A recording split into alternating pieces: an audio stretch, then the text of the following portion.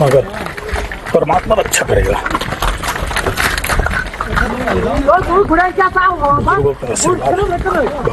यहाँ पर अटैक हुआ आतंकवादियों का, हम लोग बाल बाल बचे हैं, मगर परमात्मा रक्षा करेगा।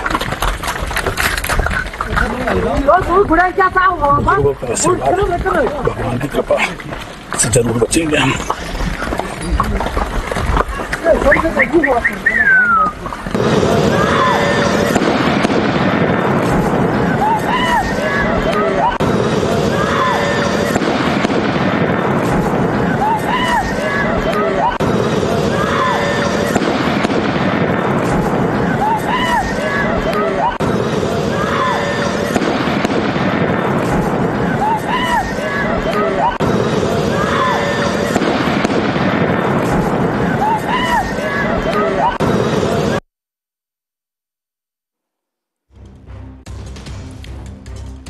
तर पहलगाममधला हा व्हिडिओ आपण बघतोय। पर्यटक आधी या सगळ्या निसर्ग सौंदर्याचा आनंद घेत होते आणि त्याच दरम्यान व्हिडिओ करत असताना अचानक गोळीबारी झाली आणि या गोळीबारीनंतर काही पर्यटक घाबरले, इथून पळण्याचा देखील प्रयत्न केलेला आहे।